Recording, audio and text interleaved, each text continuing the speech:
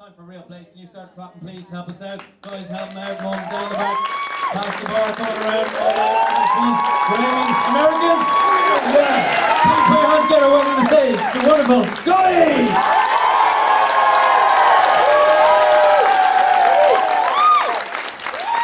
Good evening. Good evening. You know, it's fantastic to see so many wonderful, beautiful people have turned up tonight. It's a good turnout, man. It's a good turnout. Thank you for coming. Feel pretty humbled. To be honest, the last time I stood up in front of this many people, I was found guilty. So that's a different story. Speaking of stories, though, Aidan was just saying that I was in the paper today, and it's a pretty decent article, to be fair. There's a picture of a ruggedly handsome chap there. I was quite surprised that he didn't put a picture of Aidan, because it's his workshop, but I guess the idea is to sell the newspapers. But what gets me the most is it says, "Stand up and be counted. Virgin Comics, take the mic." Now, that can be interpreted in many different ways. And it's the word virgin that gets me thinking. Of course it does. Because being up here on stage now, it is a little bit like my first sexual experience.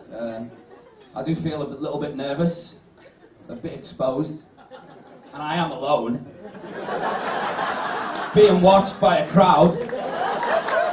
No, I'm joking, that was the second time.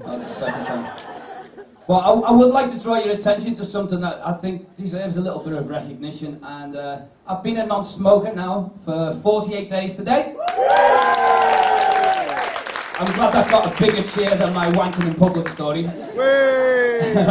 But yeah, I have been a non-smoker for 48 days today, and I prefer to use the term quit smoking rather than gave up smoking, because if you say that you've gave up something, that implies that I've lost something, and I feel like I'm gaining something by stopping smoking. Would you agree with that? Yeah. But a smoked cigarette is not tangible. It's not something that you can give up. It's not something that exists.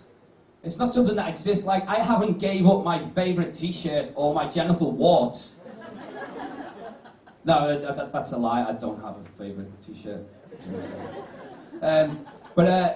I had to stop smoking because I'd been smoking since I was like a kid, and it was just as a game, you know. And like some of the kids' games that we used to make up when we were younger in Liverpool, one of them was called Kirby. That's where we'd get the ball and we'd kick it against the curb.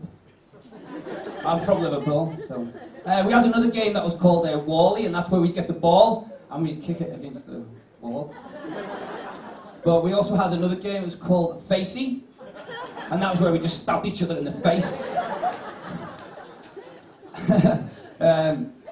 But yeah, my favourite all-time kids game was Doctors and Nurses.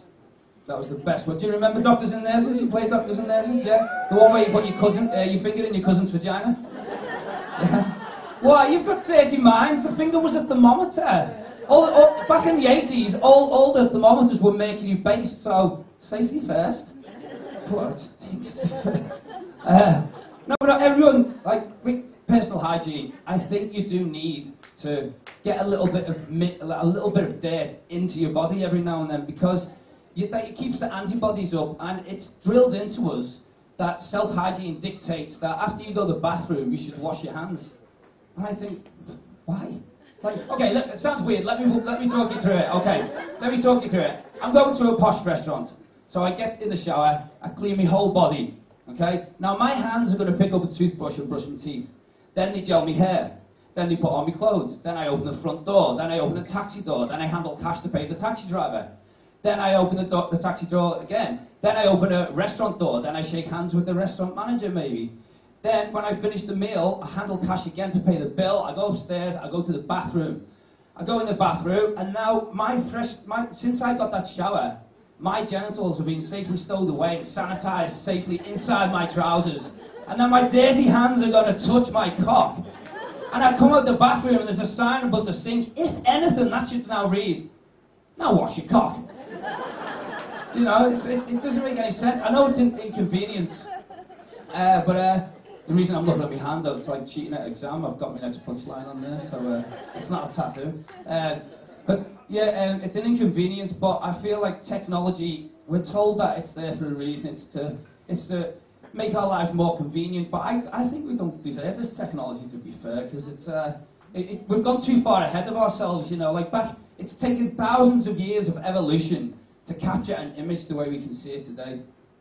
Okay, like back in the day, like we had cavemen who would scroll on walls, and then we had drawings, and then we had paintings, and then we had analog grainy photographs. Then we had digital cameras, then we had HD, then we had 3D, then we had HD 3D. And we just don't deserve this technology, because what do we do now? We get an Instagram filter and put it over the top to make it look like it's a shitty photo from the 70s again. What's the point? I just don't see the... I don't see the point. Like, we deserve technology from the 70s, to be fair. But there are some parts of technology that I do like. For example, when my girlfriend's out of town, I do like to have phone sex. Usually with my girlfriend. But we've taken it to the next level now. We have Skype sex when she's away. And it's like phone sex with the visuals. It's fucking brilliant. And so like last month she was out of town, so I was like, okay, let's organise a Skype date. But because of the time difference, I had to be ready around midday, so I got all the things you'd need for a nice sexy Skype date. I got the baby oil, I got the vibrating cock ring, I got the sandpaper, and maybe that's just me. But I got all the things that you need for a perfect Skype sex date, and so it starts chiming about 12:30, around noon. I'm just like, there we go, chime for sexy time. And so, poof, bang, welcome to the 21st century. We were in the throes of steamy cyber sex. It was at this exact moment that the Starbucks manager asked me to leave the premises. Something to do with people's time hours or some bullshit like that. But ladies and gentlemen, we've only got 5 minutes, so that's me for tonight. But I just want to say before I go, thanks very much for, I take it back, it's nothing like my first sexual experience now. It wasn't awkward or silent, and it lasted about 4 times as long, so thank you very much for coming tonight. Thank you, I'm Scotty Davis. Thanks.